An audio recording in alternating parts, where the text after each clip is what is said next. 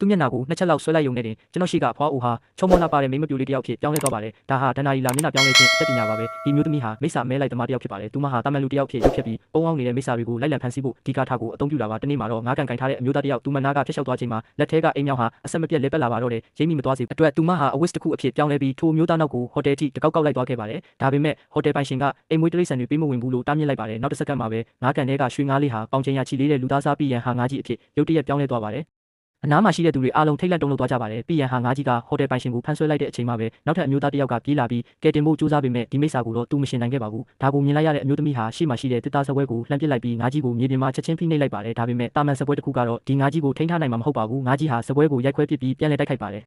ဒါတောင်မှဒီကျန်းတန်းတဲ့ပြည်ရန်ဟာငါးကြီးဟာအမျိုးသမီးရဲ့လက်ထဲမှာတော့ကစားစရာတစ်ခုလိုပါပဲသူမကိုမရှင်နိုင်မှန်းသိသွားတဲ့ငါးကြီးဟာတိုးဆုံမနေပဲထွက်ပြေးဖို့ကြိုးစားပါတော့တဲ့အမျိုးသမီးဟာအဆောင်လက်ခွက်တွေကိုထုတ်ပြီးအနာကလူတွေရဲ့မှတ်ဉာဏ်တွေကိုတင်းငင်စွာနဲ့ပဲဖျက်ဆီးလိုက်ပါတယ်ပြီးနောက်အဝိစာအဖြစ်ပြန်ပြောင်းပြီးငါးနောက်ကိုလိုက်သွားခဲ့ပါတယ်မြေပြင်ပေါ်ဆင်းသက်ပြီးနောက်မှာတော့အဖွားကိုအဖြစ်ပြန်ပြောင်းပြီးအိမ်မြောင်ကိုသုံးကငါးရှိရာကိုရှာဖွေပါတယ်သူမနောက်ထပ်ဟိုတယ်တစ်ခုကိုရောက်သွားပါတယ်ဒုတိယထပ်ကမိန်းကလေးငယ်လေးရဲ့အခန်းထဲမှာပါအဖွားကိုဝင်လာတာကိုမြင်တော့မိန်းကလေးကကြောက်လန့်တကြားထွက်ပြေးပေမဲ့နောက်ဆုံးမှာတော့အဖမ်းခံလိုက်ရပါတယ်အမျိုးသမီးကသူမကိုအားပြင်းပြင်းခါရမ်းလိုက်တဲ့အခါမိန်းကလေးဟာအရွယ်ရောက်ပြီးသားအမျိုးသားတစ်ယောက်ဖြစ်ချက်ချင်းပြောင်းလဲသွားပါတယ်တကယ်တော့ဒီမိန်းကလေးဟာလည်းလူတွေကိုဘယ်တော့မှအနေရမပေးတဲ့မိစ္ဆာတစ်ကောင်ဖြစ်နေတာပါအဲ့ဒီအချိန်မှာပဲနယံကပကြီးကားဟာတခုခုထူးဆန်းနေတာကိုအမျိုးသမီးသတိထားမိသွားပါတယ်သူမဟာမော်လက်နက်ကိုချက်ချဂင်းထုတ်လိုက်ပြီးပြေးထွက်လာတဲ့ရွှေငါးကြီးကိုချုံနှောင်လိုက်ပါတော့တယ်အရိုက်နှက်ခံလိုက်ရတဲ့မိစ္ဆာငါးကြီးဟာအရှုံးပေးသွားရပြီးပိုက်ကွန်အိတ်ထဲမှာပဲပိတ်မိသွားပါတော့တယ်